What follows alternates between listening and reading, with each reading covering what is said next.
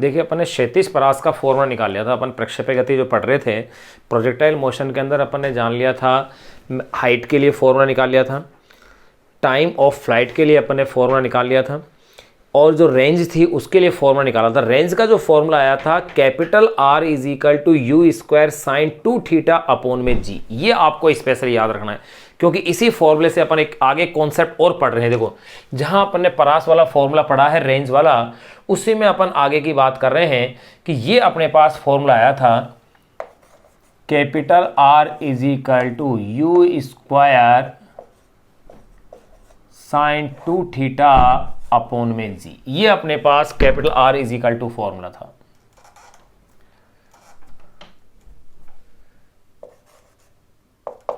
Capital R is equal to you square sine 2 theta upon में g आया था। अब देखिएगा इसी से अगर मेरे को मैक्सिमम मान चाहिए, R का मैक्सिमम कब पॉसिबल है, जैसे H का मैक्सिमम कब पॉसिबल था, जब मैं उसको सीधा ऊपर ऊर्ध्वाधर ऊपर की ओर फेंक रहा था, यानी कि एंगल कितना डिग्री था, 90 डिग्री था। यहां पर ये मैक्सिमम कब हो सकता है, R के मैक्सिमम होने का मतलब है कि साइन 2 थीटा का मान क्या होना चाहिए, 1, क्योंकि साइन और कोस के मैक्सिमम मान अपन क्या लेते हैं, 1 लेते हैं। अगर साइन और कोस के अगर मैक्सिमम मान 1 है तो देखिएगा अपन कैसा लिखेंगे, R is equal to R maximum होने के लिए,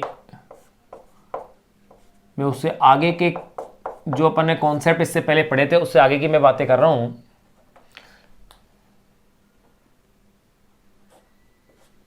R is equal to R maximum होने के लिए क्या होना चाहिए, sine 2 theta is equal to क्या लिखा जाएगा, 1। R is equal to R maximum होने के लिए sine 2 theta is equal to क्या लिखूंगा मैं इसे, 1। और 1 का मीन्स कितना डिग्री है भाई ये, यानी कि sine 2 theta is equal to मैं इसे लिख दूंगा साइन 90 डिग्री, क्योंकि साइन 90 की वैल्यू 1 होती है भाई।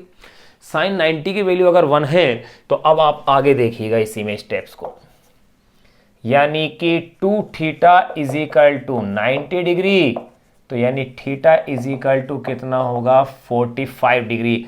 यानी कि अगर मैं किसी प्रक्षेपे को 45 डिग्री कोण पर प्रक्षेपित करता हूं, यानी 45 डिग्री एंगल पर अगर मैं उस वस्तु को फेंकता हूं, तो उसके द्वारा जो परास तय की जाएगी वो रेंज या वो परास कैसी होगी, मैक्सिमम होगी, यानी theta is equal to 45 degree पर। तो मैं यूं कह सकता हूं, अतः किसी प्रक्षेपे को 45 डिग्री के प्रक्षेपण कोण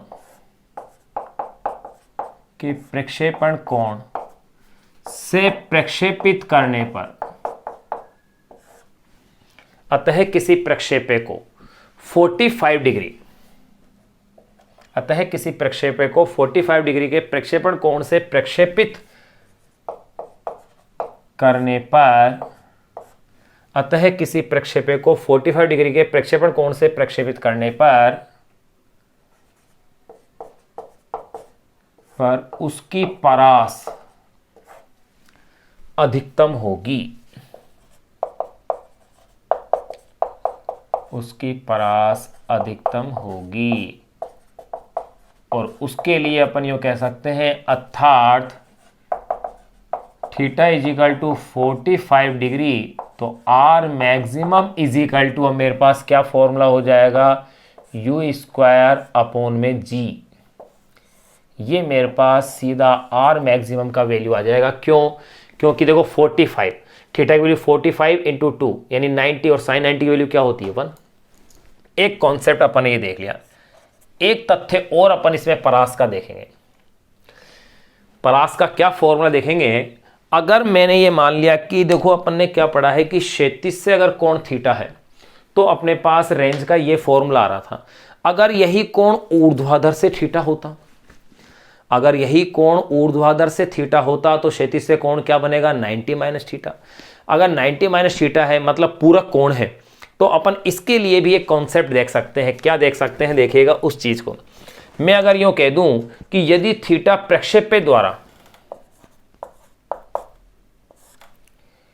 यदि थीटा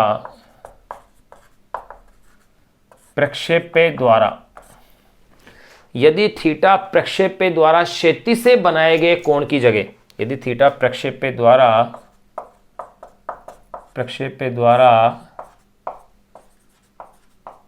क्षैतिज से बनाए गए कोण की जगह, यदि थीटा प्रक्षेप्य द्वारा क्षैतिज से बनाए गए कोण की जगह ऊर्ध्व वर्टिकल ऊर्ध्व से बनाया गया, यदि थीटा प्रक्षेप्य द्वारा क्षैतिज से बनाए गए कोण की जगह ऊर्ध्व से बनाया गया कोण हो, तो अगर इसे ऊर्ध्व से बनाया गया कोण हो तो थीटा की जगह क्या लेना पड़ेगा अपन को भाई, 90 माइनस थीटा रखने पर। तो थीटा की जगह 90 माइनस थीटा रखने पर, अगर थीटा की जगह 90 माइनस में थीटा रखता हूं तब मैंने मान लिया कि भाई परास क्या है, आर डैश है।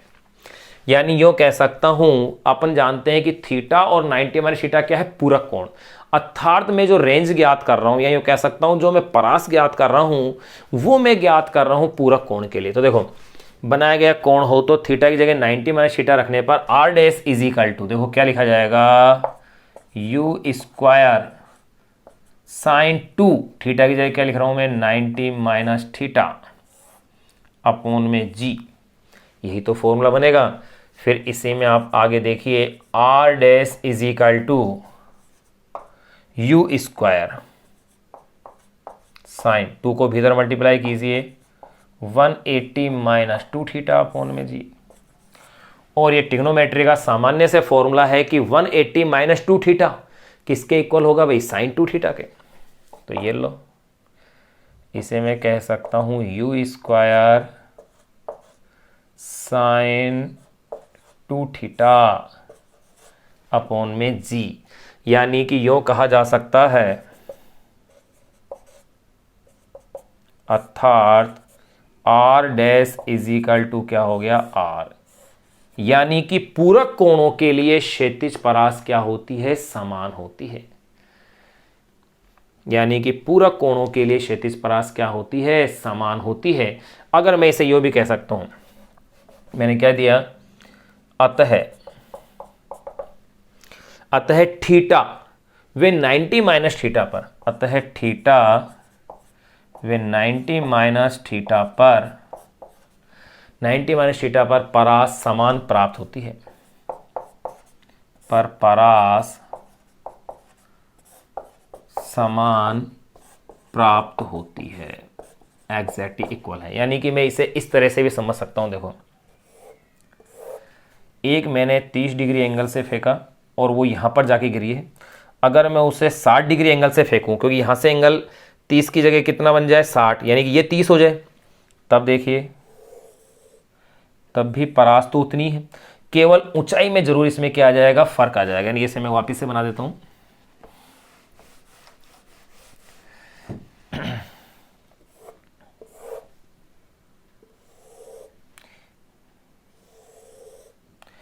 यानी कि मैं क्या देख रहा हूं, इनकी रेंज समान होगी। अगर ये 30 डिग्री है और यहां से ये एंगल क्या है, अगर 60 डिग्री है, तो रेंज तो इनकी समान होगी, केवल हाइट में क्या आएगा, इनकी में चेंज आ जाएगा। यानी रेंज समान दूरी पर जाकर के क्या होंगी, वस्तुएं गिरेंगी, ये अपन कह सकते हैं।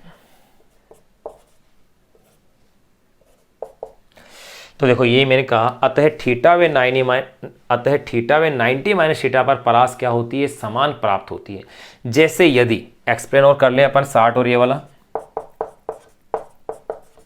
पूरी लैंग्वेज लेते हैं। जैसे यदि एक प्रक्षेप्य को, यहां लिख देते हैं, जैसे यदि एक प्रक्षेप्य को, लेकिन ध्यान रखना यहां वेग समान कह रहे हैं अपन, कंडीशन ये है कि वेग समान होना चाहिए। जैसे यदि एक प्रक्षेप्य को क्षैतिज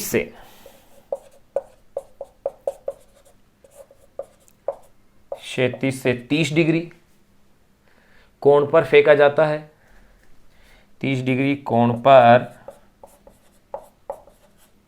कोण पर फेंका जाता है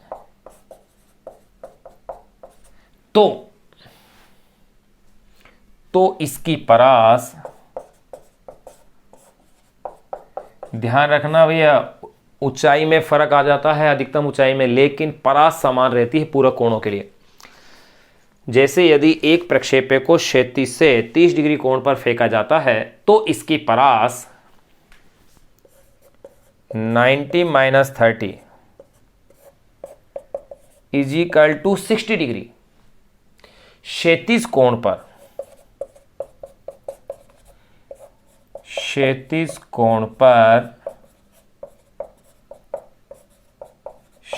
कोण पर फेंके गए प्रक्षेप्य की परास के बराबर होगी। पर फेंके गए प्रक्षेप्य की परास के, प्रक्षेप्य की परास के क्या होगी, बराबर होगी। ये अपन ने पॉइंट यहां पर क्या कर लिया है, क्लियर कर लिया है कि अगर वस्तु को यानी प्रक्षेप्य को अगर 45 डिग्री कोण पर अगर आप फेंकते हो तो क्षैतिज परास कैसी आएगी, मैक्सिमम। अगर आप उसे पूरक कोणों पर फेंकते हो तो क्षैतिज परास क्या आती है, समान। पूरक कोण से तात्पर्य अगर आपने 60 डिग्री कोण पर फेंका है अथवा 30 डिग्री कोण पर फेंका है, आपने अगर 20 डिग्री कोण पर फेंका है या 70 डिग्री कोण पर फेंका है तो परास क्या आएगी, समान आएगी, लेकिन हाइट में चेंज आ जाएगा। यानी कि थीटा और 90 - थीटा के लिए परास हमेशा क्या होती है, समान होती है। ये अपन ने पॉइंट यहां क्षैतिज परास संबंधी अपन ने देख लिया। अब अपन एक रिलेशन और देख सकते हैं। देखो क्या रिलेशन अपने पास बन सकता है। एक रिलेशन ऐसा है जो R और H के बीच में रिलेशन दे रखा है कोण के साथ, लेकिन वो क्वेश्चन के रूप में दिया गया है। अपनी बुक में वो क्वेश्चन के रूप में है तो अपन भी उसे क्वेश्चन के रूप में लेंगे उस कॉन्सेप्ट को, ताकि ये लगे कि अपने बुक का क्वेश्चन भी सोल्व कर रहे हैं, लेकिन एक्चुअल में वो अपने आप में कॉन्सेप्ट है, एक फॉर्मूला बनेगा। कैसे बनेगा उसको अपन अभी डिस्कस करते हैं, देखिएगा।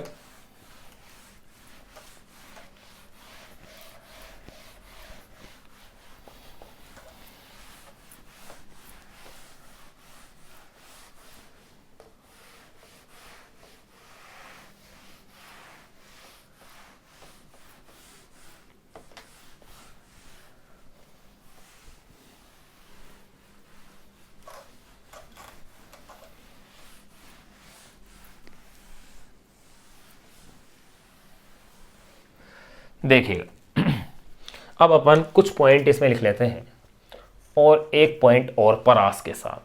अगर मैं यूं कह दूं कि H मैक्सिमम की स्थिति क्या है, तो देखो भैया H मैक्सिमम क्वेश्चन बन जाते हैं कि H मैक्सिमम की स्थिति का मतलब क्या है कि थीटा कितना होना चाहिए, 90 डिग्री। तो देखो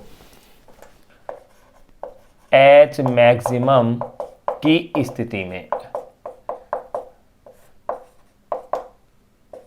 अर्थात थीटा = 90 डिग्री पर। अब आप खुद ही अनुमान लगा सकते हो, अगर मैं ऊर्ध्वाधर वस्तु को ऊपर की ओर फेंक रहा हूं तो ये वस्तु ऊर्ध्वाधर ऊपर की ओर जाकर के वापस इसी पथ पर वापस आ गई, यानी परास क्या हुई उसकी, 0। तो बिल्कुल क्लियर यहां पर भी यही होगा। तो एस मैक्सिमम की स्थिति में अर्थात थीटा = 90 डिग्री पर आर की अगर मैं वैल्यू देखता हूं तो देखिएगा भाई u² sin 2θ/g से, इस फॉर्मूले से r की वैल्यू क्या होगी, u² sin 2 × 90 degree g, u² sin 180 degree g और sin 180 ये हो गई 0। यानी कि अधिकतम h की स्थिति के अंदर थीटा का, ये अधिकतम h की स्थिति में r का मान क्या होगा, 0। वैसे प्रैक्टिकली भी अपन ने देख लिया है और थ्योरेटिकली भी अपन ने इस चीज को क्लियर कर लिया है। अब आगे फिर देखें, अगर इसी का उल्टा एक क्वेश्चन पूछ ले जाए कि r मैक्सिमम की स्थिति अर्थात थीटा = 45 डिग्री पर, इस पर अगर मैं h देखूं तो देखो भाई h = क्या था, u² sin² θ/2g से, यानी कि h मैक्सिमम पर तो r क्या होगा और r मैक्सिमम पर h क्या होगा।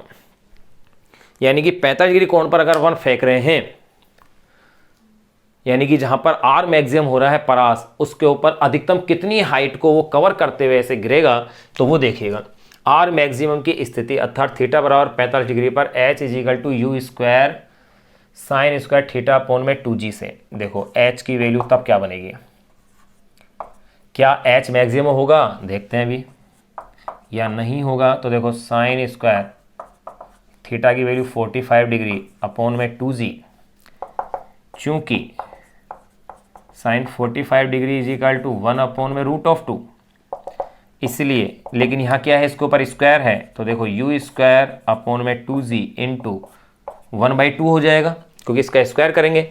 यानी कि ऐसी स्थिति के अंदर s इज इक्वल टू होगा यू स्क्वायर अपोन में 2g इंटू 1/2, ये आ रहा है मेरे पास स्टेप, देखो। यानी इसी को मैं ऐसे और लिख सकता हूं, देखो कैसे, गौर कीजिएगा। यहां पर जो h होगा यू स्क्वायर अपोन में 2g किसका वैल्यू है, r का मैक्सिमम मान है, याद कीजिए। यानी कि h मैक्सिमम का क्या हो जाएगा, हाफ हो जाएगा। ये लो, ये रिलेशन आ गया, यानी h का मान इसमें क्या आ जाएगा, हाफ हो जाएगा। एक रिलेशन और लिखा सकते हैं अपन, देखो अगर ये कह दिया जाए, देखो यहां अपन ने दो रिलेशन तो देख लिए हैं, आर के दो कॉन्सेप्ट देख लिए हैं। एच मैक्सिमम की स्थिति पर तो आर कितना हो जाएगा, और आर मैक्सिमम की स्थिति पर एच कितना हो जाएगा। अब अपन देखेंगे कि एच मैक्सिमम और आर मैक्सिमम में क्या रिलेशन होगा। तो देखिए, ये आप जानते हैं कि एच मैक्सिमम का फॉर्मूला मेरे पास ये है, क्या है एच मैक्सिमम का फॉर्मूला, यू स्क्वायर अपोन में 2g, यू स्क्वायर अपोन में 2g, एंड आर मैक्सिमम का फॉर्मूला मेरे पास ये है यू स्क्वायर अपोन में g। तो इन दोनों में देखो रिलेशन क्या बन गया, डिवाइड कर दीजिए एक दूसरे से। अगर अपन एक दूसरे से डिवाइड कर देते हैं तो मेरे पास ये बन जाएगा भैया H maximum is equal to, देखो इस 2 को भूल जाओ, ये पूरा क्या बन गया, आर मैक्सिमम अपोन में 2, ये लो, ये रिलेशन मेरे पास आ गया। यानी कि अगर कोई व्यक्ति किसी वस्तु को अधिकतम आर मैक्सिमम फेंक सकता है, तो अधिकतम ऊंचाई उसकी क्या होगी, आधी हो जाएगी। ये अपन ने एक कॉन्सेप्ट और क्लियर कर लिया, जिस पर डायरेक्ट क्वेश्चन अपनी बुक में एक अनसोल्ड क्वेश्चन दिया हुआ है, जिसको कि अपन सोल्व करेंगे। अब इसमें अपन आगे अगला जो कॉन्सेप्ट है आर और एच का, वो क्वेश्चन के फॉर्मेट में दिया गया है। अपनी बुक का क्वेश्चन नंबर वो है 32। क्वेश्चन नंबर जो 32 है इस चैप्टर का, उसको अपन अब सोल्व करने जा रहे हैं। लेकिन वो अपने आप में एक कॉन्सेप्ट, एक थ्योरी है, अक्सर लोग उसे छोड़ देते हैं। यानी कि मैं चाहता तो यह भी कह सकता हूं, स्मॉल टी समय पर प्रक्षेपण का वेग और क्षैतिज से बड़ा कोण, ये भी एक पॉइंट बन जाता है। लेकिन इस तरह से ना लिख करके मैं अपनी बुक के अकॉर्डिंग लिख के बात कर रहा हूं, तो बुक के अकॉर्डिंग वो क्वेश्चन के रूप में दिया हुआ है और उसी को अपन डिस्कस कर रहे हैं, जो कि एक कंपटीशन के पॉइंट ऑफ व्यू से बहुत ही इंपॉर्टेंट टॉपिक बन जाता है। देखिए भाई क्या है, कैसे है, उसको मैं क्वेश्चन के रूप में लिख रहा हूं। अपनी बुक का वो क्वेश्चन नंबर है 32, जिसको कि मैं एज ए थ्योरी के रूप में, मैं ये मान लो अपन उसको काम में लेंगे, लिखूंगा तो मैं उसे क्वेश्चन में, लेकिन एज ए आपको उसको थ्योरी के रूप में क्या करना है, यूज करना है। और ये याद रखना है H maximum is equal to R maximum upon में 2 होता है। लेकिन ऐसा कब होगा, जब यू कैसा होना चाहिए, नियत होना चाहिए, नियत वेग पर ऐसा होता है। अब देखिएगा आगे,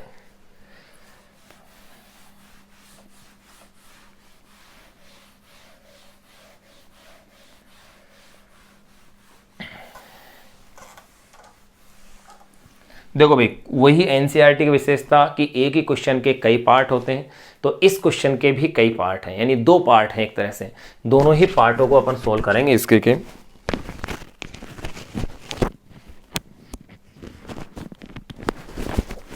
देखिए भाई क्वेश्चन क्या दिया हुआ है वो देखें आप। क्वेश्चन आपकी बुक का अनसोल्व्ड क्वेश्चन नंबर है 32। क्वेश्चन में ये क्या कह रहे हैं, क्वेश्चन के 2 भाग हैं। नंबर फर्स्ट, पहले भाग को अपन हल करेंगे।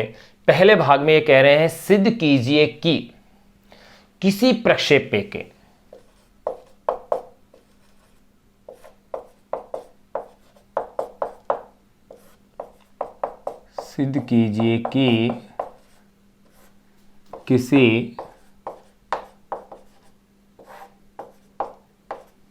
किसी प्रक्षेपण के सिद्ध कीजिए कि किसी प्रक्षेप्य के एक्स अक्ष, किसी प्रक्षेप्य के एक्स अक्ष तथा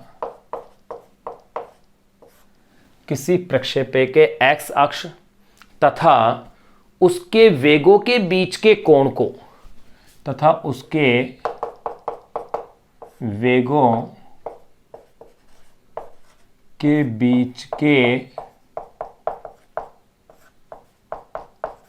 के कोण को सिद्ध कीजिए कि किसी प्रक्षेप्य के एक्स अक्ष तथा उसके वेगों के बीच के कोण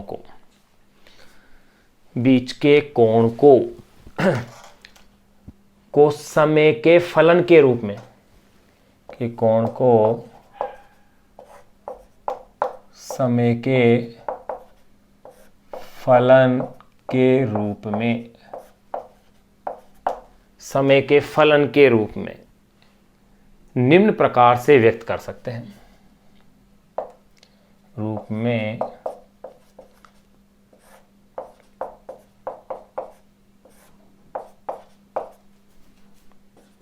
निम्न प्रकार से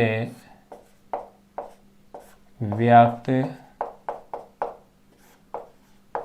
कर सकते हैं। देखो किस तरह से अपन इसे व्यक्त कर सकते हैं, ये आपको दिया हुआ है। ध्यान रखना, बुक के अंदर इस एंगल को इन्होंने थीटा से लिखा है, क्योंकि इन्होंने बुक के अंदर इसको थीटा से इसलिए लिखा है क्योंकि प्रक्षेप्य कोण को उन्होंने थीटा नोट से लिखा है। मैंने प्रक्षेप्य कोण को थीटा से लिया है, तो इस एंगल को जो कि टी समय बाद, देखो क्वेश्चन में ये कह रहे हैं कि अपन ने किसी प्रक्षेप्य को फेंका, एंगल मैंने थीटा लिया था। अगर ये कह रहे हैं कि टी समय बाद उसका एंगल अल्फा हो गया, तो उस अल्फा की वैल्यू पूछ रहे हैं। ये एक तरह से हुआ, तो इसलिए मैंने एंगल को मैंने अल्फा से लिख दिया, मैंने सिंबल अपनी ओर से ले दिए, यानी अल्फा इज इक्वल टू, ध्यान रखने मैंने वहां पर जो एंगल था वो मैंने थीटा से ले दिया है, ये थीटा क्या सॉरी अल्फा से ले दिया है, और वहां पर वेग को मैंने यू से लिया था, तो मैं भी यहां यू से लिखूंगा।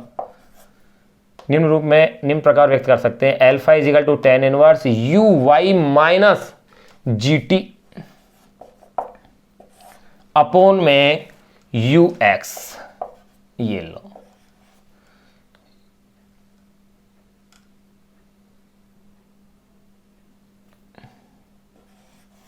ये अपन को सिद्ध करना है भाई। देखो भाई, पहले अपन इस फर्स्ट पार्ट को सोल्व कर लें।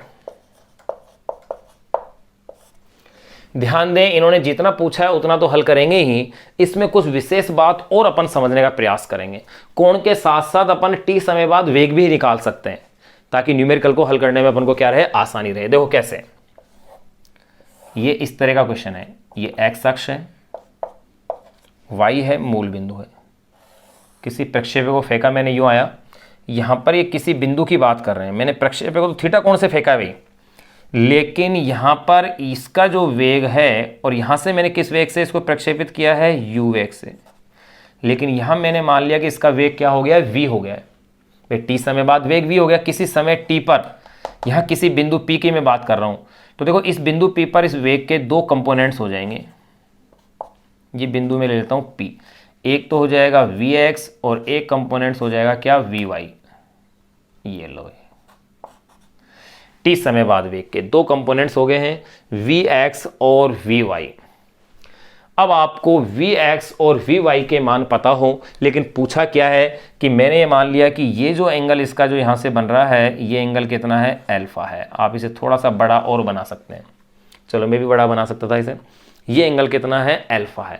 इस अल्फा के लिए मुझे वैल्यू क्या करनी है, फाइंड आउट करनी है। तो गौर करें, वी एक्स मैंने आपको बता रखा है कि प्रक्षेप्य गति के अंदर क्षैतिज घटक कैसा रहता है, नियत रहता है, अपरिवर्तित रहता है। मैं थोड़ा इसे बड़ा कर देता हूं ताकि अच्छे से एक्सप्लेन किया जा सके। देखो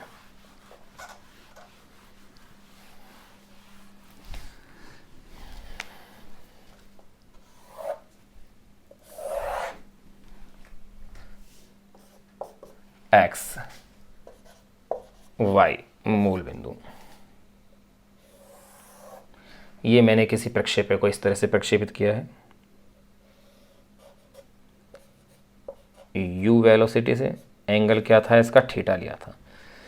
यहां मैंने किसी एक बिंदु P को ले लिया है। इस बिंदु P पर इसका जो वेग है वो हो गया है v वेक्टर।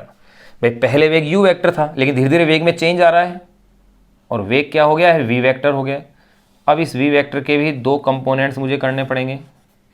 एक तो हो जाएगा क्षैतिज घटक वी एक्स, एक हो जाएगा ऊर्ध्वाधर घटक वी वाई।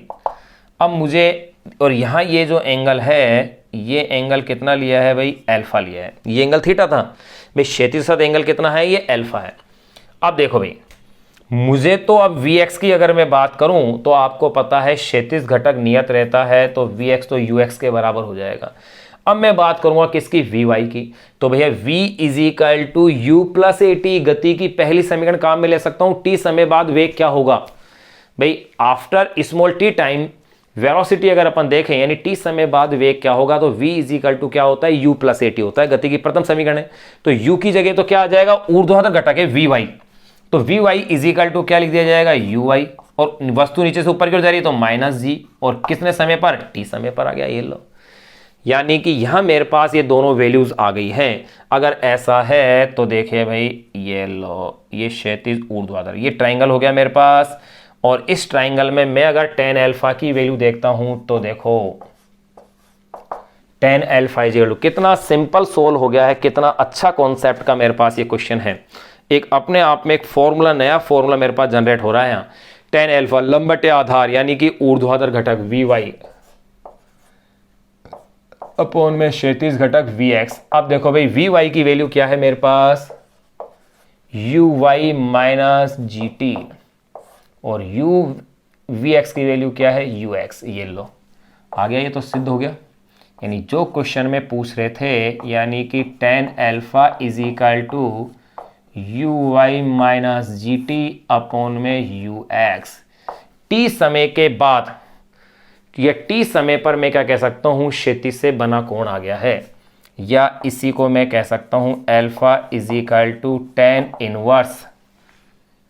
चलो, जैसा इन्होंने ब्रैकेट लिया है अपन भी उसी टाइप का ब्रैकेट ले लें।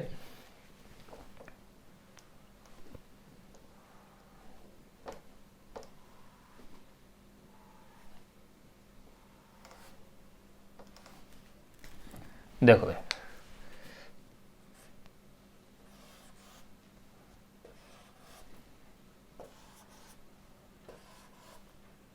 ये लो, तो alpha is equal to tan inverse U Y minus G T upon में यू एक्स, ये लीजिए।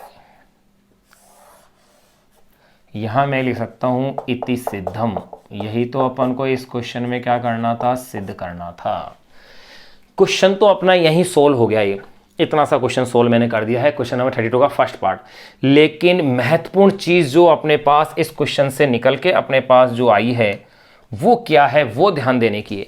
यहां जो अल्फा आया है वो एक्चुअल में समय स्मॉल टी पर क्षैतिज से बना कोण है। ये तो प्रारंभिक समय टी इक्वल टू 0 पर था कोण थीटा, तो टी समय बाद एंगल कितना है, अल्फा है। तो देखो मैं यहां लिख सकता हूं, यहां अल्फा समय स्मॉल टी पर, समय स्मॉल टी पर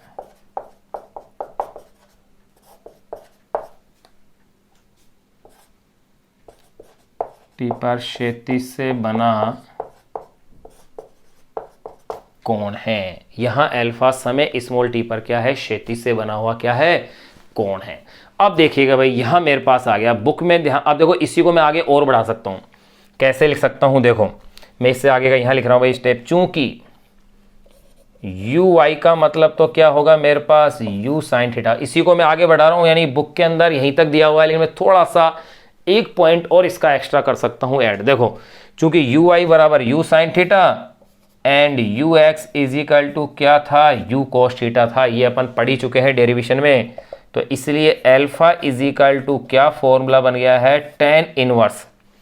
alpha is equal to tan inverse U sine theta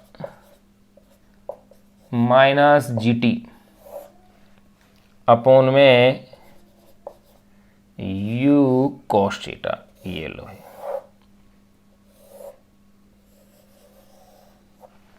यहाँ मैं इस फॉर्मूले को इस फॉर्मेट में भी लिख सकता हूँ। ये मेरे पास क्लियर हो गई है। अल्फा टी समय पर क्षैतिज से बना क्या है, कोण है, उसका फॉर्मूला आ गया। यानी टी समय पश्चात क्षैतिज से कितना कोण होगा ये अपन ने ज्ञात कर लिया।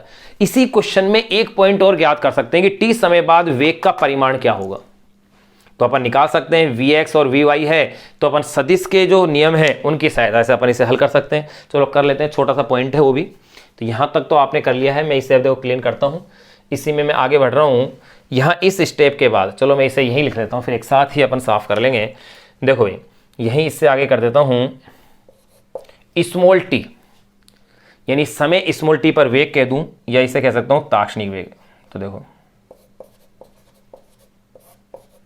समय स्मॉल टी पर वेग या ताक्षणिक वेग, अगर ये भी इसी क्वेश्चन में अगर पूछा गया होता तो अपन शायद उस वैल्यू को भी निकाल देते हैं, आराम से निकाल देते हैं। क्योंकि देखो उस वेग का परिमाण क्या लिया जाएगा, root of Vx square plus Vy का स्क्वायर। ये लो वैल्यू रख दो भैया। अब आपको करना क्या है, Vx का स्क्वायर मतलब Vx बराबर तो क्या है Ux है, तो ये लो ये Ux का स्क्वायर कर दूंगा मैं, यही तो हुआ। तो सीधा मैं क्या कर लूँगा, इसमें मैं Ux से मैंने फेंका है तो U का परिमाण हो गया, ये लो U का स्क्वायर प्लस Vy की वैल्यू क्या है Uy माइनस जी टी, तो इसे Uy माइनस जी टी के रूप में इसे मैं लिख दूंगा। तो कुल मिला के इक्वेशन मेरे पास जो बन जाएगी, V का परिमाण is equal to Vx square plus Vy square is equal to, ये फॉर्मूला हो जाएगा U स्क्वायर प्लस, पूरा अगर मैं हल करता हूं तो g square t square minus 2u, u square plus g square t square minus 2u g t sine theta. बिल्कुल मैंने भाई ये लो डायरेक्ट इस फॉर्मूले को लिख दिया है। वैसे अपन इसको निकाल लेंगे आसानी से, केवल आपको क्या करनी है, इसके अंदर v और u के Vx और Vy की ये वैल्यू है, इसका होल स्क्वायर है, इससे आप हल करें, ये आपके पास सीधा आंसर आएगा। यानी कि t समय बाद इसमें वेग का जो फॉर्मूला है वो भी अपन ने इसका निकाल लिया है कोण के साथ साथ। तो ये क्वेश्चन नंबर 32 का फर्स्ट पार्ट जो था वो अपन ने इसका क्लियर कर लिया है। अब इसी का अपन सेकेंड पार्ट की अपन बात करें, सेकेंड पार्ट के अंदर ये क्या कह रहे हैं वो देखिएगा। नंबर फर्स्ट अपन ने कंप्लीट कर लिया। अब मैं इसे साफ कर रहा हूँ, एक बार आप इसे नोट कर लें एज ऐसे कैसे डायग्राम सहित। और ये टी समय पर वेग, ताक्षणिक वेग का मैंने डायरेक्ट फॉर्मूला भी लिख दिया है। वैसे टी समय पर ताक्षणिक के लिए बनने वाला कोण है वो अपन ने ज्ञात कर लिया। सिर्फ तो इतना सा ही करवा रहे थे, केवल यहीं तक का था, वो तो अपन ने आगे थोड़ा सा एक्सप्लेन और इसे एक्स्ट्रा कर दिया ताकि कॉन्सेप्ट को और अच्छे से समझा जा सके।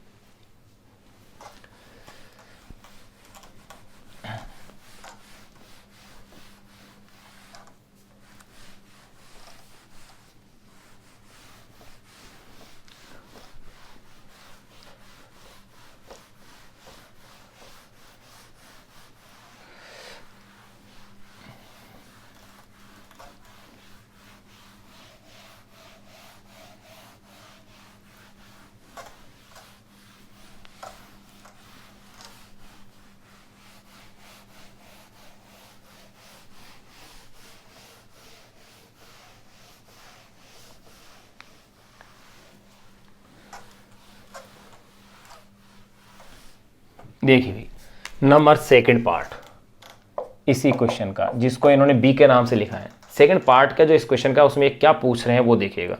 ये तो अपने फर्स्ट क्वेश्चन का फर्स्ट पार्ट तो अपने लिख दिया है। सेकंड पार्ट में ये कह रहे हैं सिद्ध कीजिए कि मूल बिंदु से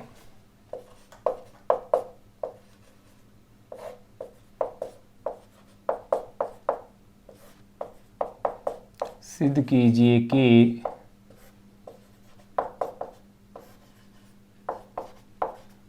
सिद्ध कीजिए कि मूल बिंदु से फेंके गए प्रक्षेप्य कोण का मान, मूल बिंदु से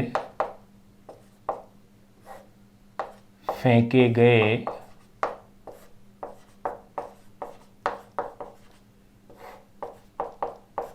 प्रक्षेप्य का, सिद्ध कीजिए कि मूल बिंदु से फेंके गए प्रक्षेप्य का या प्रक्षेप्य कोण का, फेंके गए प्रक्षेप्य कोण का मान,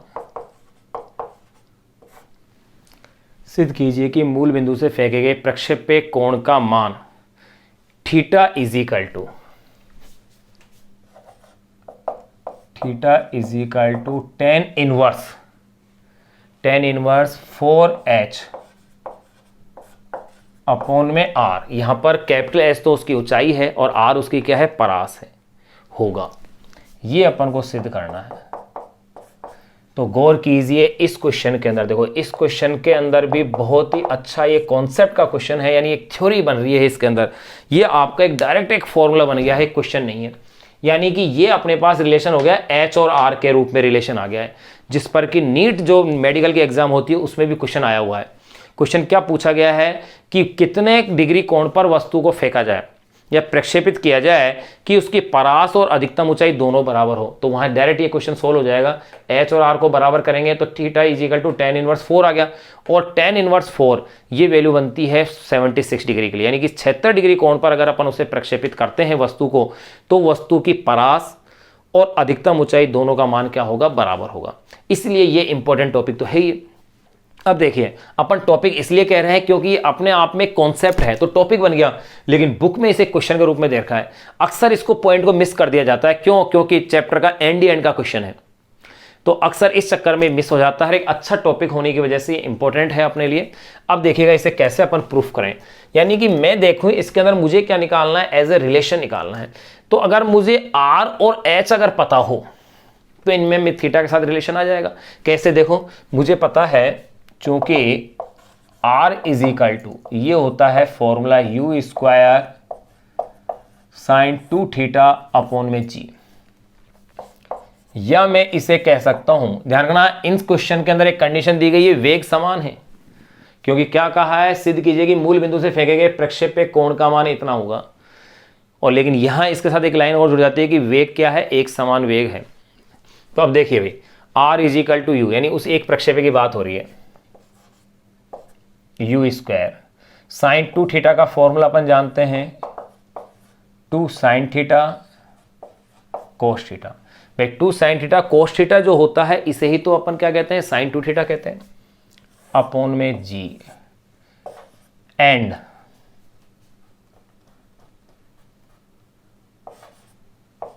एच इज इक्वल टू ये होता है formula u square sine square theta upon में 2g। ध्यान रखना यहां तो साइन 2 थीटा है, ये स्क्वायर नहीं है भैया। देखो इसको मैं वापस से लिख के बताऊं आपको, ये है साइन 2 थीटा, जबकि यहां पर क्या है, साइन के ऊपर स्क्वायर है। अब इन दोनों का एक दूसरे में भाग दे दूं तो मेरे पास क्या होगा, रिलेशन आ जाएगा। देखो h अपॉन में r की वैल्यू निकाल रहा हूं। h की वैल्यू है मेरे पास u square sine square theta upon में 2g। इसका मैं आर का भाग दे रहा हूं, भाग देने का मतलब है इसे उल्टा गुणा कर दीजिए आप।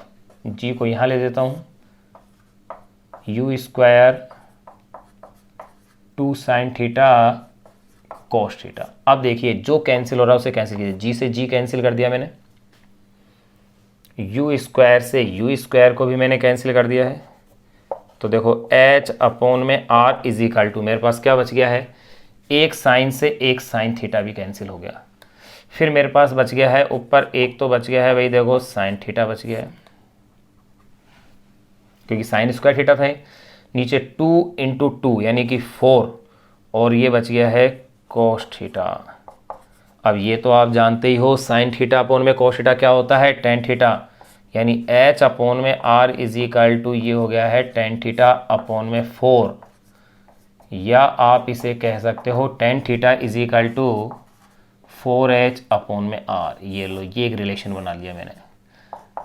और जो ये पूछना चाह रहे हैं वो हो गया है theta is equal to tan inverse 4h upon में r। ये लो, इति सिद्धम, यही सिद्ध आपको करना था, हैंस प्रूव। एक अच्छा रिलेशन जो अपन ने है निकाल लिया है, ये आपको ध्यान ही रखना है क्योंकि ये अपने आप में क्या है, फॉर्मूला बन गया है भाई। ये लो अपने आप में एक फॉर्मूला बन गया। अब जो इस पर क्वेश्चन बना हुआ है जो कॉम्पिटिशन एग्जाम नीट में आया था वो ये आया था कि h is equal to r हो तो मैं इसे किस प्रकार से कह सकता हूं, देखो यदि h is equal to r हो तो देखो हो तो थीटा इज इक्वल टू क्या बन जाएगा, टेन इनवर्स एच अपॉन में आर, ये कैंसिल हो गया, और ये वैल्यू होती है 76 डिग्री की। यानी कि 76 डिग्री कोण पर अगर अपन किसी को प्रक्षेपित कर रहे हैं किसी वस्तु को, तो उसके लिए परास और ऊंचाई दोनों क्या होंगी, बराबर होंगी। ये आपको ध्यान रखना है। तो ये जो रिलेशन था ये तो अपन ने सिद्ध कर लिया क्वेश्चन का। अब इसी के अंदर अपन एक इंपॉर्टेंट पॉइंट और निकाल सकते हैं कि अगर T और H के रूप में संबंध पूछ लिया जाए, T और R के रूप में भी निकाला जा सकता है। तो अगर मैं T और H के रूप में अगर संबंध देखूं तो देखो कैसे निकाल सकते हैं। देखो T is equal to 2u sine theta upon में G था, and H is equal to क्या है मेरे पास, देखो u स्क्वायर भाई capital T is equal to 2u sine theta upon में G, और H इज इक्वल टू क्या है, u square sine square theta upon में 2g। यही तो वैल्यू है। अगर यही वैल्यू है तो देखिए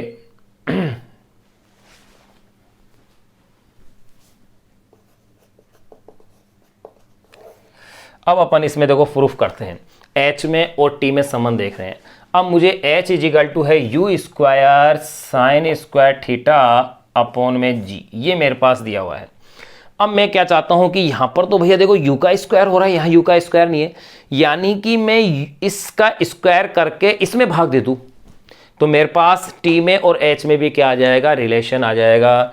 यानी कि मैं इसे कह सकता हूं T square is equal to 4 u का square sine square theta upon में g square, and H is equal to क्या है, u square sine square theta upon में 2g है। भाई ये 2 को लिखना भूल रहे थे अपन, ये है। तो देखो इसलिए एक दूसरे को डिवाइड कर दीजिए। अब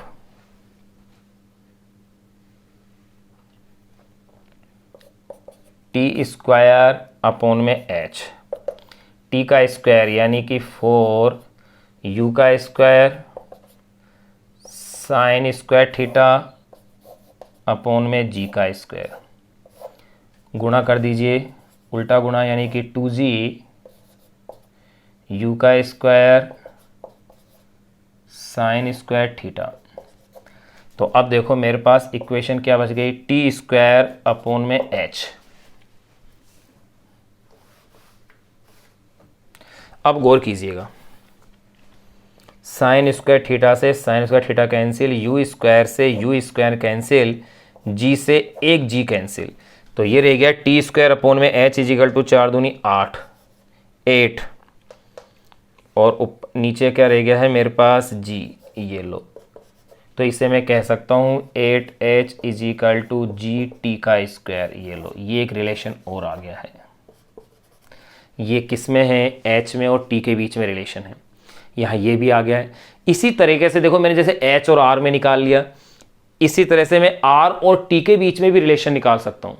किसके बीच में, h और t आ गया, किस किस के बीच में निकाल सकता हूँ मैं, r और t के बीच में भी रिलेशन निकाल सकता हूँ। आप भी उसे निकाल के देख सकते हैं। देखो निकाल के देखें अपन उसे, तो देखिए वो रिलेशन क्या आएगा वो भी अपन देख सकते हैं। तो यहाँ क्वेश्चन तो अपना देखो यहीं सॉल्व हो गया, लेकिन उसके कॉन्सेप्ट को आगे बढ़ाने के लिए मैंने ये पॉइंट और एक्स्ट्रा आपके लिए दे दिया है, ताकि आपके लिए और भी बेहतर अलग से एक नया कॉन्सेप्ट और मिल जाए, ताकि आप कोई कंपटीशन दें तो उसमें आप ही इसके पॉइंटों को अपन इजीली क्या कर सकें, क्लियर कर सकें। यहाँ ये आपके पास एक बहुत ही बेहतरीन चीज़ मैंने आपको बता दी है। तो देखो ये h और t के बीच में भी संबंध आ गया, इस क्वेश्चन के साथ साथ ही सोल्व कर लिया है अपन ने। यहाँ तो रिलेशन क्या आया है, h में और r में, ये आ गया है h में और किस में, t के बीच में रिलेशन आ गया। अब मैं रिलेशन ले सकता हूँ h और t के साथ साथ t और r के बीच में भी ले सकता हूँ। तो देखो t और r के बीच में अपन रिलेशन निकाल लें, ताकि सारे रिलेशन अपने पूरे हो जाएंगे इसमें। इसी क्वेश्चन नंबर 32 का ही पार्ट के रूप में अपन देख रहे हैं इसे। यानी इसने पूछी एक बात है, अपन ने इसको 3 बातें बता दी हैं, ये मान लो एक्स्ट्रा एक तरह से, ताकि दिमाग पूरी तरह से खुल जाए और सारी चीज़ें अपने लिए क्लियर हो जाएं। क्वेश्चन को किसी भी रूप में पूछा जाए, इसके और इसके बीच में क्या रिलेशन होगा, इसके और इसके बीच में क्या रिलेशन होगा, वो अपन रिलेशन निकाल सकें। तो देखो भाई, अगला अपन एक कॉन्सेप्ट और निकाल सकते हैं। क्या ले सकते हैं, मैं उसे एरो के साथ ले देता हूं। मैं क्या जानता हूं भाई, t इज इक्वल टू तो क्या होता है 2u साइन थीटा अपॉन में g and r is equal to, अब मैं t में और r में रिलेशन देखूंगा। ये तो रिलेशन किस में आया, h में और t के बीच में आया है, और इससे पहले वाला रिलेशन किस में था, h में और r में था।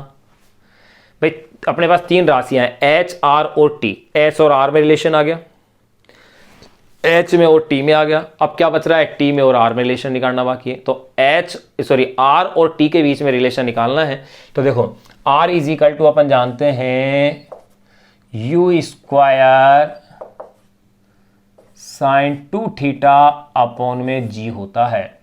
अगर ऐसा है तो देखो इसे आप आगे थोड़ा सा यूं और लिख सकते हो, कैसे, r is equal to you square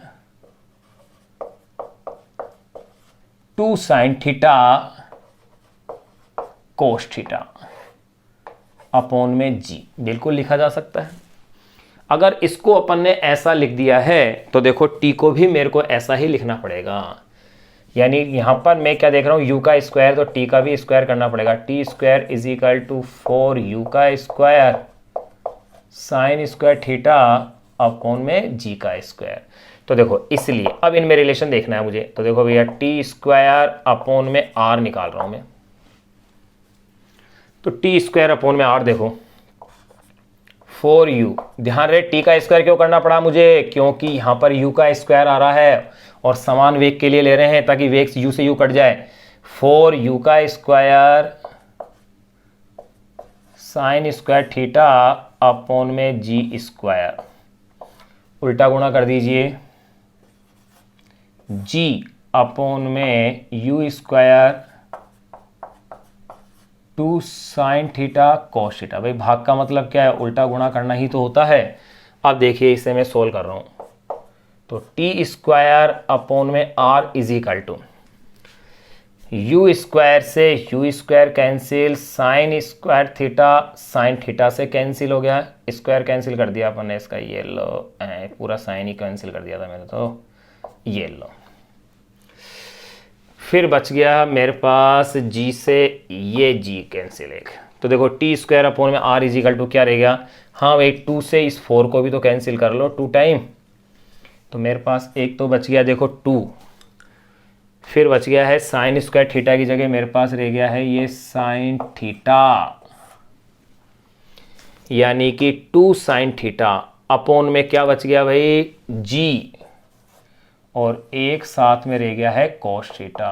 तो देखो भाई टी स्क्वायर अपॉन में r is equal to 2 tan theta upon में g, ऐसा भी कहा जा सकता है क्योंकि साइन अपॉन में कोस क्या होता है 10। तो ये लो भाई रिलेशन क्या बन गया, टी स्क्वायर, या यूँ कह सकते हैं अपन tan theta is equal to, देखो एक रिलेशन और आ गया, tan theta is equal to G T square upon में 2r। ये लो भाई एक ये महत्वपूर्ण रिलेशन और अपन ने जनरेट कर दिया है कि tan theta is equal to G T square upon में 2r, बिल्कुल जी टी स्क्वायर अपॉन में 2r tan theta is equal to. तो तीनों रिलेशन अपने पास आ गए हैं, किस किस में, h में और t में, फिर मेरे पास किस में, t में और r में, और एक अपन ने इससे पहले जो क्वेश्चन में दे रखा था वो अपन ने सिद्ध किया ही था, वो किस किस में था, h में और r में। यहाँ अपन ने महत्वपूर्ण रिलेशन अपन ये निकाल लिए हैं जो कि बेसिक कॉन्सेप्ट के हैं। ध्यान रहे पूरक कोण का अगर क्वेश्चन होता था अपन उसमें भी h में भी रिलेशन निकाल लेते हैं कि अलग अलग ऊंचाई पर क्या फर्क पड़ रहा है पूरक कोणों के लिए, आवर्त कालों में क्या रिलेशन आ रहा है, लेकिन वो अपनी बुक का हिस्सा भी है नहीं, इसलिए नहीं तो अपन उसे भी सोल्व करते हैं। अब देखिए यहाँ अपन ने जो तिर्यक प्रक्षेप्य था उसके लगभग सभी कॉन्सेप्ट अपन ने पढ़ लिए हैं जो अपनी बुक के हैं। अब इसके अपन क्वेश्चन सोल्व करें उससे पहले एक क्षैतिज प्रक्षेप्य को और अपन को थोड़ा सा जानना पड़ेगा, क्योंकि जो क्षैतिज प्रक्षेप्य है उस पर आधारित क्वेश्चंस अपनी बुक में दिए हुए हैं, अनसोल्व्ड क्वेश्चन भी है और सोल्व्ड क्वेश्चन भी है। उनको पूरा करने के बाद ही फिर अपन इसके क्वेश्चनों को सोल्व करेंगे, फिर लास्ट टॉपिक बचेगा अपने पास वृत्ति गति, फिर ये चैप्टर अपना एंड हो जाएगा।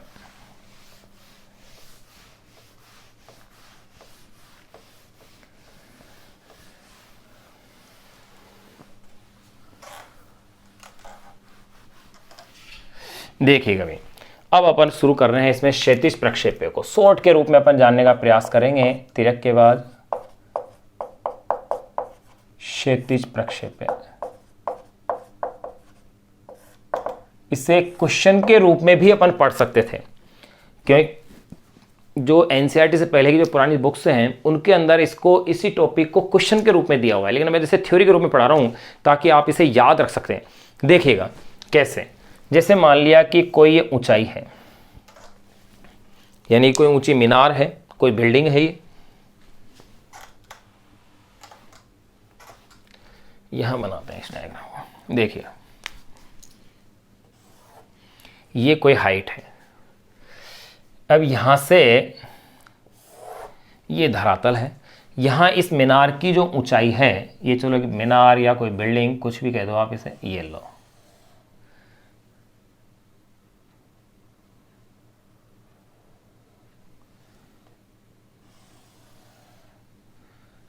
इसकी जो हाइट है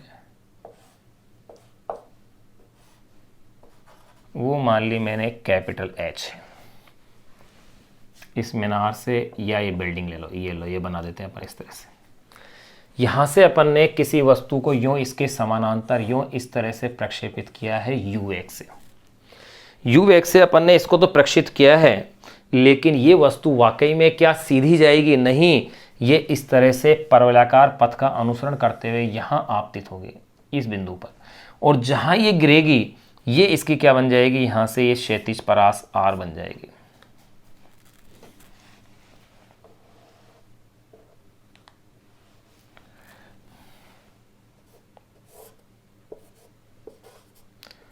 जितनी दूर जाके गिरेगी ये इसकी क्या बन जाएगी? क्षैतिज परास R बन जाएगी।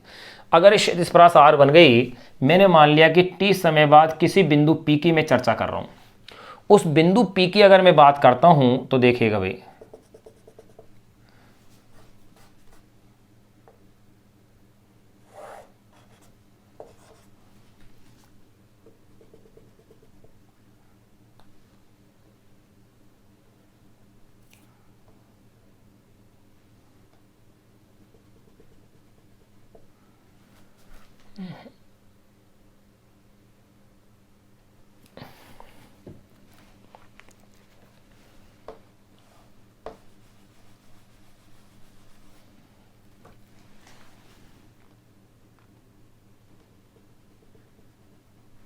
ये लो, तो देखिए भाई, ये वाली जो डिस्टेंस है ये तो इसकी x हो गई, और ये क्या हो जाएगी? इसकी y हो जाएगी। और ये कोई बिंदु P है, उस बिंदु P के ऊपर अब इसका जो वेग है वो मैंने मान लिया कि v हो जाता है। तो ध्यान दे भैया, अगर वेग अगर ये v वेक्टर हो जाता है t समय बाद, अपन ने तो u वेग से इसे फेंका था, लेकिन t समय बाद इसका वेग v हो जाता है और यहाँ इसका एंगल अल्फा हो जाता है, तो इसके दो कंपोनेंट्स बन जाएंगे, क्षैतिज घटक और ऊर्ध्वाधर घटक। दो घटक बना दूं तो ये तो हो जाएगा क्षैतिज घटक, और आपको पता है क्षैतिज घटक में कोई चेंज नहीं आएगा, यानी कि Vx इजिकल टू क्या रह जाएगा? u रह जाएगा। लेकिन ऊर्ध्वाधर घटक समय के साथ क्या होगा? चेंज होगा। और आप जानते हैं v इजिकल टू, देखो मैं यह कर देता हूँ, v is equal to u plus at होता है। लेकिन जब कोई वस्तु ऊपर से नीचे आती है तो देखो ऊर्ध्वाधर घटी में vy, u का वैल्यू क्या होगा? 0।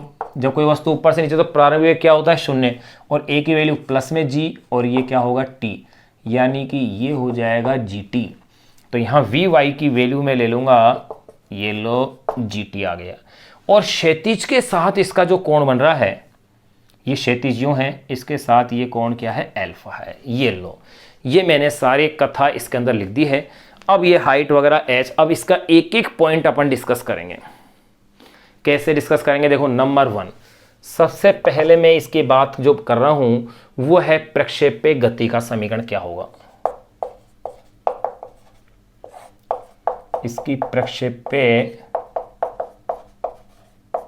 गति का क्या निकालना है? मुझे इसका समीकरण निकालना है। तो देखो, प्रक्षेप्य गति का समीकरण कैसे निकलेगा? पहले अगर मैं बात करूं क्षैतिज विस्थापन की, तो देखो भाई, प्रक्षेप्य गति का समीकरण, इसका मतलब क्या है?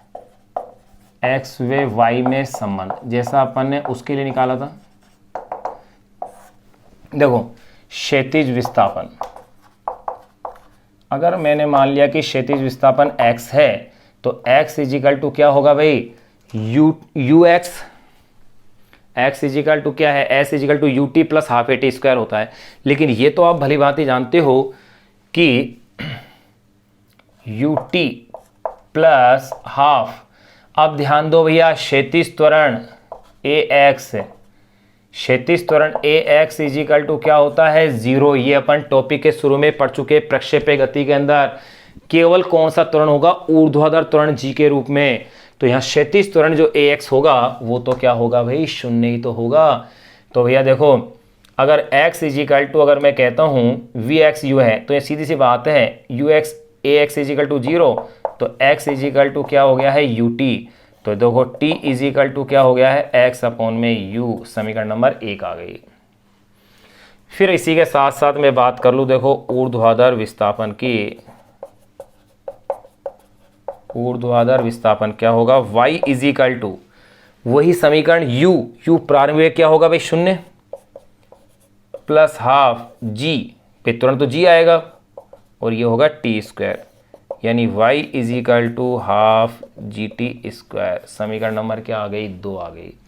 अब मैं क्या करता हूं, वही सेम तरीका, समीकरण 1 से t का मान इसमें रख दूंगा। समीकरण 1 से स्मॉल t का मान, t का मान समीकरण 2 में रखने पर, अगर समीकरण 2 के अंदर ये मान में रखता हूं, तब देखिए भाई y is equal to half G T का स्क्वायर, यानी कि एक्स स्क्वायर अपॉन में यू स्क्वायर, अर्थात y is equal to half G X square upon में यू स्क्वायर। समीकरण नंबर 3, ये इक्वेशन मेरे पास आ गई। अब इस इक्वेशन में आप गौर कीजिए, u constant, g constant, half constant, लेकिन वही बात y एक घाती आ रहा है और u क्या आ रहा है, द्विघाती आ रहा है, यानी कि y is proportional x square, अर्थात इसकी घात 2 है, इसकी घात 1 है। इसका मतलब ये कैसा हो गया, पैराबोला हो गया,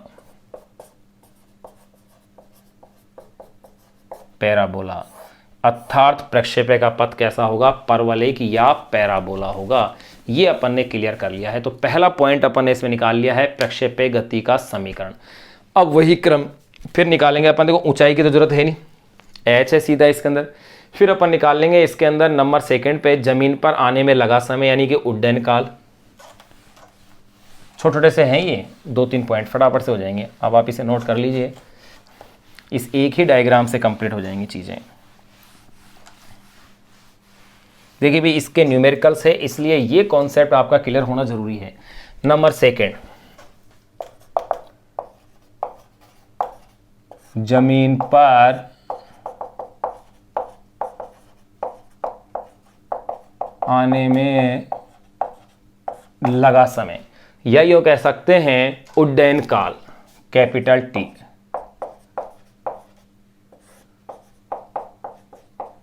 उड्डयन काल कैपिटल टी।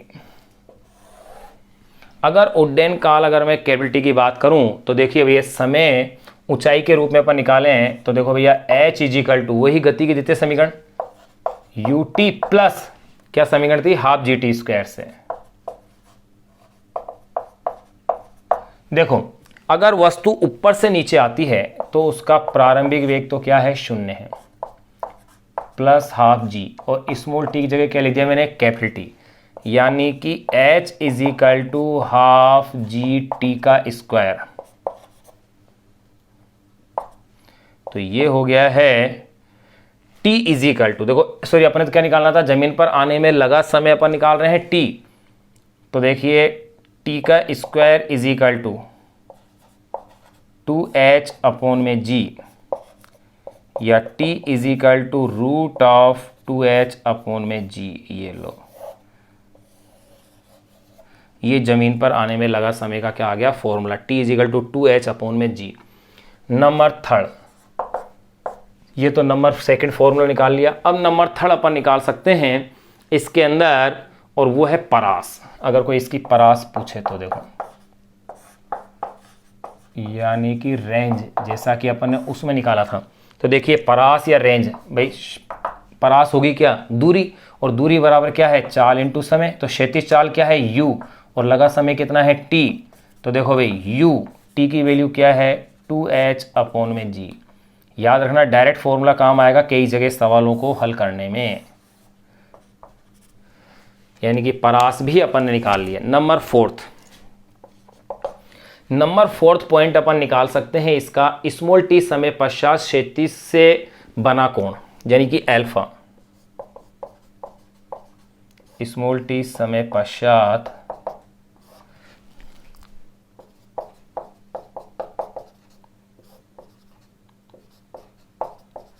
क्षैतिज से बना कोण, यानी कि अल्फा जिसे अपन ने माना है वे वेग। इसके व्यंजक को और निकाल लेते हैं, बहुत ही सरल तरीके से अपन निकालेंगे। देखिए भैया इसी से निकाल लो, अल्फा लंब बटे आधार, ये लो tan अल्फा, लंब क्या है, न्यूनगुणक के सामने हो जाएगी, ये वाली साइड आ जाएगी वी वाई, और वैसे भी सदिश से पता है कि वी वाई अपॉन में वी एक्स होता है। अब इसकी वैल्यू रख दो आप, वी वाई किसके इक्वल है, जी टी के, ये लो, और वी एक्स किसके इक्वल है, यू के, ये लो। सिंपल फॉर्मूला आ गया अपने पास, वेग भी आ गया। अगर वेग का निकालना है, ये तो tan अल्फा आ गया, इसी को आप लिख सकते हो alpha is equal to tan inverse g T upon में u, ये लो alpha is equal to tan inverse g T upon में u। फिर अगर अपन वेग की बात करें तो देखो भाई वेग का परिमाण क्या होगा, वही तरीका V X square plus V Y का स्क्वायर, ये लो वी एक्स का स्क्वायर, वी एक्स क्या था, देखें आप डायग्राम से u है, यानी कि u का स्क्वायर, वी वाई का स्क्वायर मतलब जी स्क्वायर टी स्क्वायर, ये लो। ये फॉर्मूला भी अपने पास क्लियर हो गया। लेकिन एक चीज़ ध्यान रखना, मैं उसको डायरेक्ट लिख रहा हूँ, निकाल नहीं रहा क्योंकि ये आपकी बुक में है नहीं, लेकिन न्यूमेरिकल हल हो सके इसलिए मैं इसको नोट लगा के लिख रहा हूँ। अगर सतह पर टकराने के समय वेग क्या होगा, देखो वस्तु ऊपर से नीचे आ रही है और पृथ्वी के धरातल पर या उसके सतह पर आकर के वस्तु टकराती है, उस समय उसका वेग क्या होगा। तो देखो सतह पर टकराते समय वेग, सतह पर टकराते समय वेग, इसका फॉर्मूला क्या होगा। तो ये मैं डायरेक्ट लिख रहा हूं वी जी, जी का मतलब ग्राउंड, वैसे निकाल सकते हैं, सिंपल डेरिवेशन है, लेकिन अपनी बुक में डेरिवेशन नहीं है इसलिए मैं इसे लिख नहीं रहा। कंपटीशन के लिए आप इसे डायरेक्ट याद रख सकते हैं, ये होगा यू स्क्वायर प्लस 2gh। इस फॉर्मूले के रूप में आप इसे याद रखें, जी का मतलब ग्राउंड पर, यानी कि धरती पर टकराते समय उसका वेग क्या होगा, VG is equal to root of U square plus 2gh। ये अपने पास प्रक्षेप्य गति के जो कॉन्सेप्ट थे वो अपन ने इसके वेल अपडेट कंप्लीट कर लिए हैं। ध्यान रहे न तल पर प्रक्षेप्य गति अपन नहीं पढ़ रहे हैं क्योंकि वो अपने सिलेबस का हिस्सा है नहीं, इसलिए अपन उसे पढ़ नहीं रहे। ये कॉन्सेप्ट आपके अच्छे से आप पढ़ के इसे आए और अच्छे से आप इसे देखें और ये फॉर्मूले एक जगह आपके पास लिखे हुए हों, ताकि जब आप न्यूमेरिकल सोल्व करें तो ये आपके लिए क्या रहे, आसान रहे, यानी कि बहुत इजीली न्यूमेरिकल सोल्व कर सके। अब अपन इस पर आधारित जो अपनी बुक के क्वेश्चंस हैं न्यूमेरिकल से, उनको अपन सोल्व करेंगे। ध्यान रखना क्वेश्चन नंबर 32 अपन सोल्व कर चुके हैं प्रक्षेप्य गति का। वो क्वेश्चन बहुत अच्छा क्वेश्चन था जो कि कॉन्सेप्ट पर था और उसी में अपन ने कुछ कॉन्सेप्ट और एक्स्ट्रा अपन ऐड कर दिए ताकि टॉपिक आपका अच्छे से क्लियर हो सके। अब अपन इन पर आधारित आंकिक प्रश्नों को क्या करेंगे, हल करेंगे। विशेषकर क्षैतिज प्रक्षेप पर क्वेश्चन ज्यादा बनते हैं।